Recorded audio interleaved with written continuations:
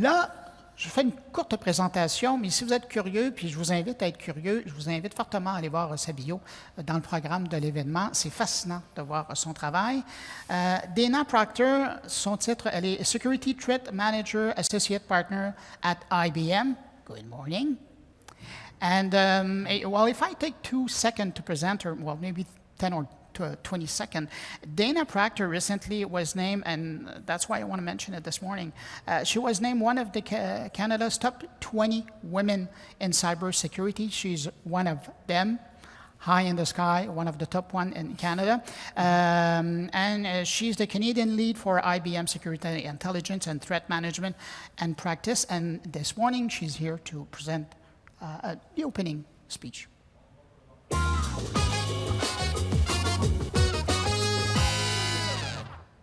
Daina. Thank you very much. It's a pleasure to be here with all of you this morning. And if you're working in the cyber industry today, you're likely juggling multiple situations at once. You're short on staff, you're likely struggling to stretch your budget, you're tired. You're likely very, very tired. You're drowning in information. You're thrown off track by the daily barrage of new threats, of being asked questions by your management, by your board that you just don't have answers to just yet. Thank you for the kind introduction. My name is Daina Proctor. I have the pleasure of being the Canadian lead for IBM Security Intelligence and Threat Management Practice. I also have the distinguished pleasure of introducing and starting the first day of NoviPro's Cybersecurity 2020 conference. I'll be talking just a little bit with you about the evolving of our threat management programs, though I certainly welcome you for the rest of the conference that there will be a wealth of additional information. Today, every one of our businesses is evolving, and if not evolving, facing the prospect of how to evolve. Why? Because consumers, our supply chains, our partners are all shifting their workloads to enable the scalability and the reach that every one of our economies is now demanding. For this, gone are the days of the setting and the forgetting of security technology in a backroom function. From over a dozen strategies, I've curated just three that I believe are the best strategies right now that I've been seeing time and time again for how we should be evolving our programs. However, before we jump into how to evolve, I want you to just take a little bit of a journey with me. Take a journey back in time for 2 reasons. One is to reset context on why our programs often look the way they are, and 2, why we need to face them and really respect and understand how we can actually evolve from them. So if we rewind to the mid-2000s, in and around 2005 was really a time in our lives, in our society, in our digital universe where we started to see information recorded, online data. This was largely in part to the critical mass being achieved of advancement of technology, but also the proliferation of electronic data being collected around the world. So 2005, it was most definitely pre-COVID-19. It was pre-electric car, pre-Office 365, pre-cloud, pre-Instagram, pre-Google. For the most part, we had forgotten about the Y2K concerns. Many of us were working in cubicles, right? The walls, the cubicles. Open offices hadn't yet become popular. We had children zipping around us with those little wheels on their shoes, zipping. And most of us were just recognizing that the iPod Nano was really becoming a thing. Yeah. From a security perspective, however, data breaches were just starting to become noticed and starting to become tracked. Sitting in our cubicles around 2005, we might have read a report by the Privacy Rights Clearinghouse. It indicated that in the prevailing year, over 136 breaches had been identified. That was more than 10 a month. Reading about those breaches, many of them were attributed to malware, security holes, vulnerabilities. Microsoft users were under a constant attack. Internet Explorer had no lack of vulnerabilities. Some would say spurring the creation of the CVSS. The common approach by media was to spread fear, uncertainty, doubt. Online shopping would lead to identity theft. A breach would lead to a business ending. And what did our programs in 2005, our security programs, focus on? Well, for the most part, as we walked in, we saw our colleagues sitting in cubicles. They were likely near, if not right beside, a data center, a bricks and mortar data center. They were building, managing, and operating tool sets that were focused on detection. Detection through signature-based threshold activities, infrastructure-based perimeter activities. And they were siloed. They were often siloed, if not backseat functions, to business availability. The detection of threshold violations, the blacklisting of non-productive websites, a lot of it was focused on the detection of misuse, inappropriate use. So let's start moving from 2005 forward. We can replace the iPod Nano. Now we've got iPhones or similar devices that do everything and then some. We can replace cubicles with virtual, and I think the last number of months have proven that to all of us.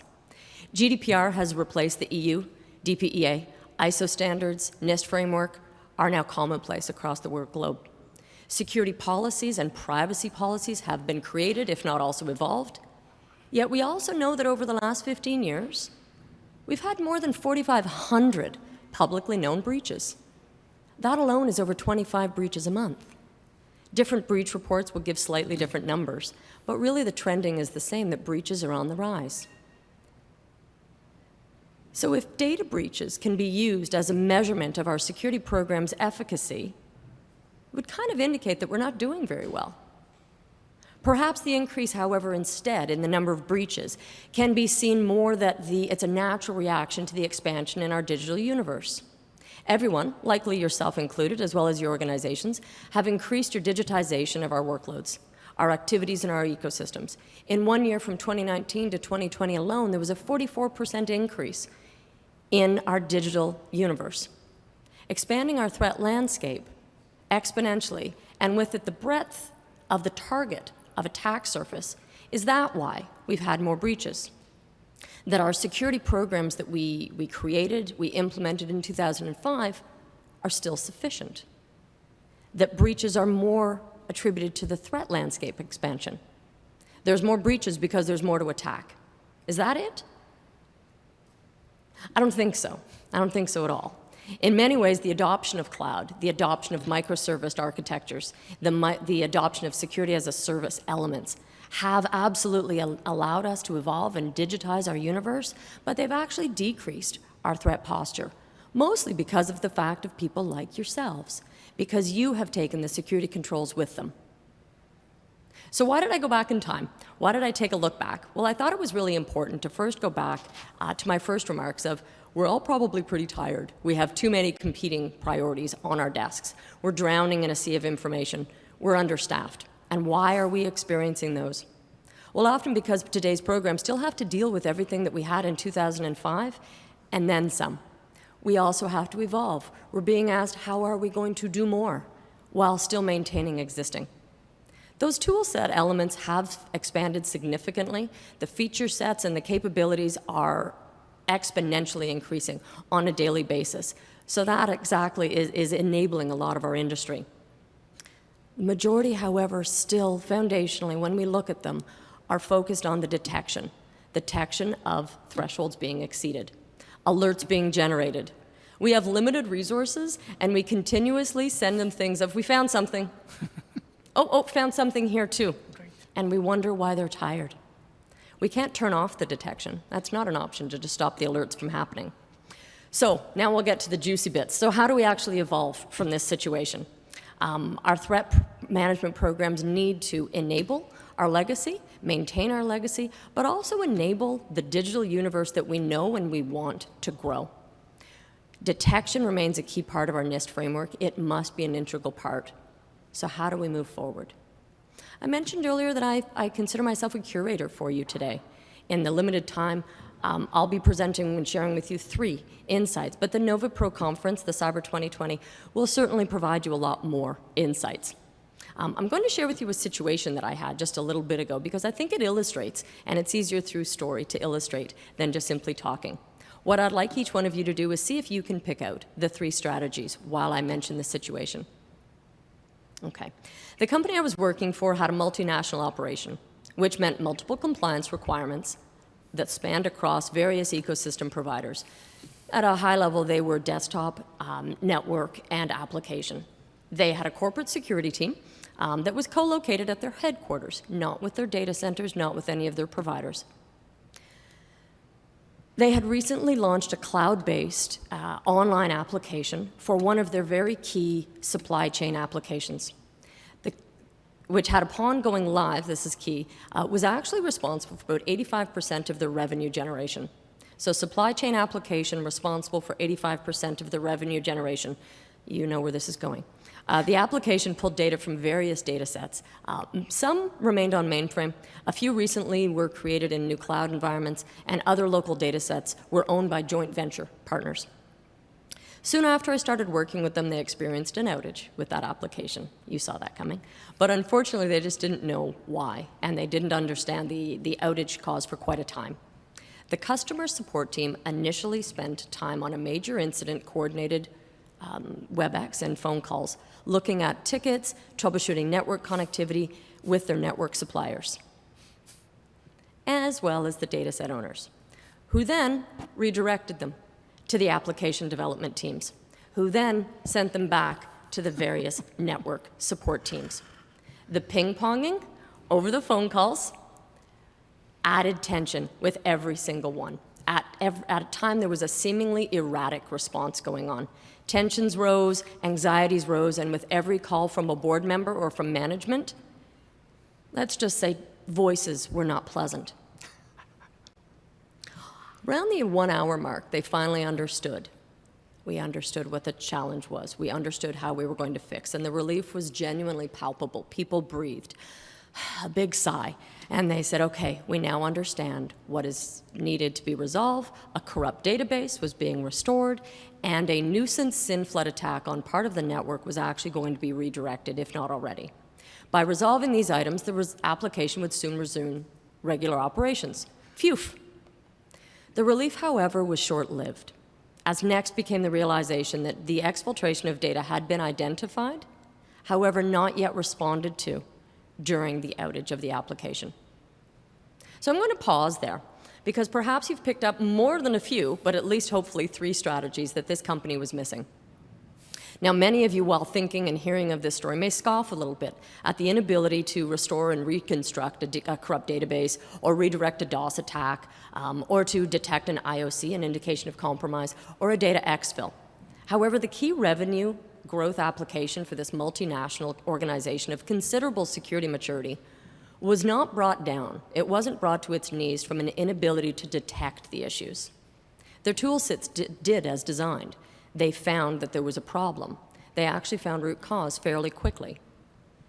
The problem, however, was that the program wasn't prepared for how to cohesively bring the detection elements in the discrete teams together, so that once it was detected, they understood and they could operate as a cohesive unit on how to resume regular operations. Which leads me to the 3 strategies that I've been talking about that I want to share with you for evolving each one of our programs. If you're writing notes, and maybe you have a pen in your hand like I do, now's the time that you may want to write these down. Number 1, incident response preparedness. Number 2, integration of automation. Number 3, address your skills gap head on. All 3 of these, while adopting an approach that is aligned to a zero trust framework of never trust, always verify, assume a breach, are successful recipes that I am seeing time and time again, and let's talk more on why.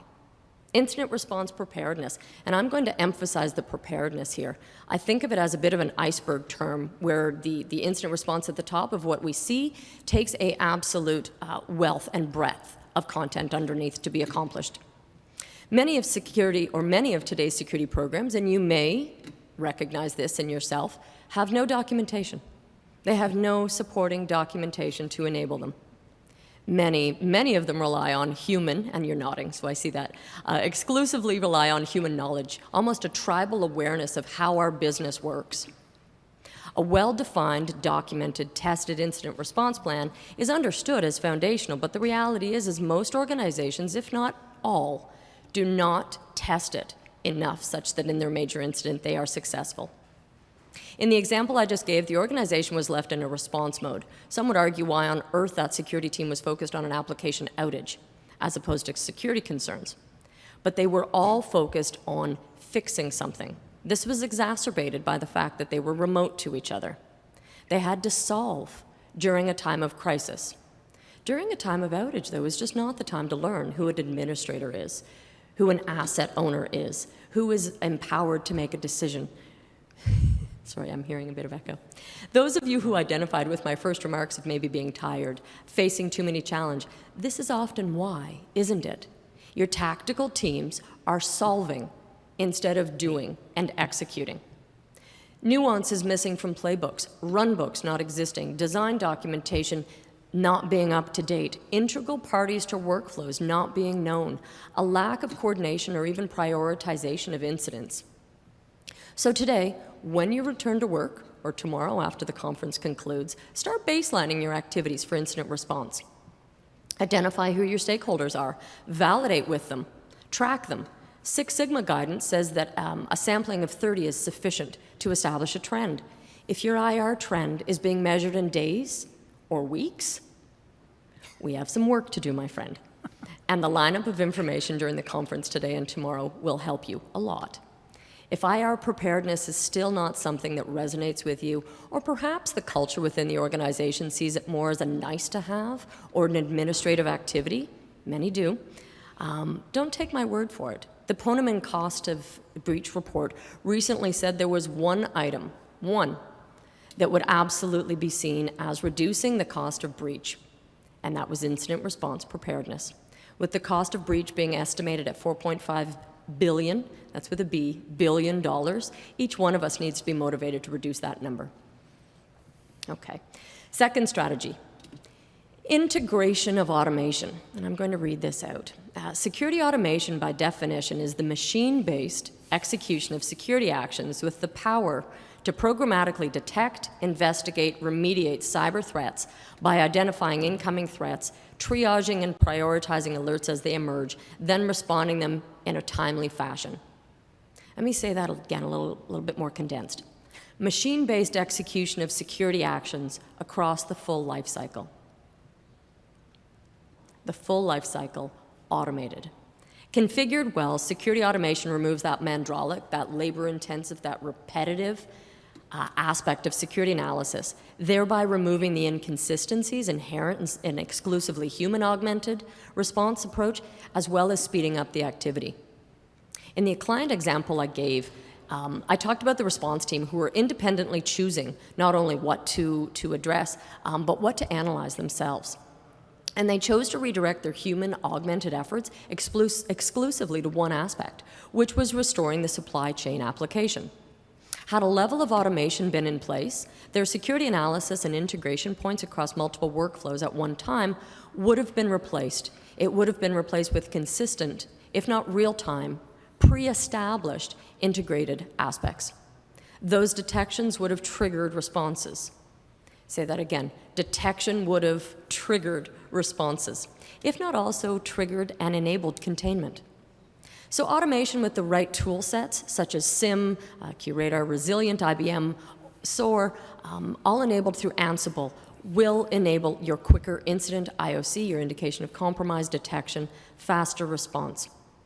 The maturity of your organization can't wait for orchestration. We need to enable and move into automation sooner. Again, though, don't take my word for it. The studies are indicating right now anywhere between 65 and 75% decrease in analyst time with the use of automation, with a resulting 55% increase in detection times. So 65 to 75% reduction in security analyst time with a 55% increase. Less effort, quicker results. I'm safe to bet that each one of you would enjoy having half of your analyst team's time back. So number 3, and the last one, is addressing that skills gap head on. In our situation, we had SMEs from network, application, desktop, that I'm pointing out those primarily, that arguably were not focused on the right things. They really were not doing the right things. They were not integrated, and arguably they weren't looking at the right things to really address the business impact. They were looking at them based on their own individual perspectives.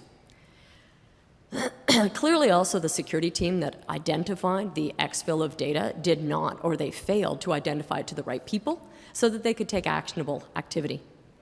In January of this year, the IBM Business Value Institute of Business Value published a report containing the latest security benchmarks. Of those benchmarks, it included 4 items that were seen as most impactful to security programs regarding talent. The first one was use of a talent framework. Have a strategy for your talent team. Are you procuring? Are you building from in-house? Are you partnering? 2, cyber aptitude testing. Do you have the right people knowing the right skill sets to work with the tools that you have and that you're moving to within your organization? And number 3, use and implementation of a talent leadership program. Do you have a succession plan? Do you have a backup plan for your key resources in place?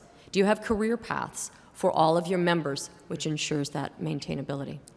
And 4, and one that I can't stress high enough, is the use and implementation of that experiential learning. Are they training how they're going to be expected to work? Are they job shadowing? Are they visiting a cyber range to test their skills and knowledge? Is your senior leadership team involved? We all know that our programs are only as strong as the people operating them. Let's intentionally support them. So we've come an awful long way since 2005, around 2005, when we first started seeing cyber incidents, breaches reported. Evolving our programs to cohesively identify, detect, but most importantly, respond is now tomorrow. We need to be working on that today. I've reviewed with you 3 things: IR preparedness, with the emphasis of preparedness, integration of automation, and an actual integration across your full life cycle, and 3, addressing that skills gap head on, ensuring that we practice the way we're going to play. By fact that you're here today, you're already showing a commitment to learning more, learning new strategies, evolving your security programs.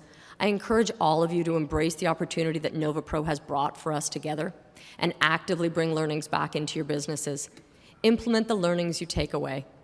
Our small collective steps individually will collectively evolve our security in our Canadian businesses and protect our digital universe. Thank you so much for today, and enjoy the fantastic lineup ahead of you. Thanks a lot. Thank you, Bruno. Merci. Thanks a lot. Merci. Merci, monsieur. Wow.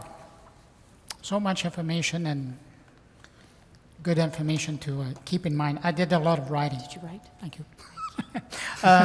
Dominique, do we have any question from the Yeah, I've got people some online? question. There is some specific words you talk about, the CV, CVSS. I think it's technical stuff, but no worries about that. Some people will ask us later. I'm pretty sure we are pretty much out of time. So I've got only one question regarding the Canadian. Are the Canadians the most respectful of security rules? Are the Canadians the most respectful of security rules? How does Canada respect the... Yeah, basically, yeah. are we doing In the better world. than elsewhere in the world regarding cybersecurity? So the Canadian teams are a fantastic mix, in my experience of what I've seen, of security with privacy, right? So we are inherently respecting our employee privacy, our data privacy, our consumer privacy, while, yes, bolstering our security programs. We have probably some of the absolute best security technology Great, yeah. in the world developed, right? We also have a lot of partnership. Our public-private partnerships are expanding, and there's a genuine interest in performing all of that. So yes, but I'm biased to the warmth of our Canadian market. It's pretty much good. Thanks a lot. Could you read? There is a card on just in front of you. I will. Oh, yeah, great. In a moment. I wrote some cards, and I wrote a special card for you, Daina. The Eagle Eye card. I just would like to say thank you, a global and accurate vision of our business world to fly together and safely to the growth. Many thanks, Daina, for sharing your vision with us today. I appreciate it very much. Thank you very Thanks much. a lot. Thank you. Merci. Thanks for being here.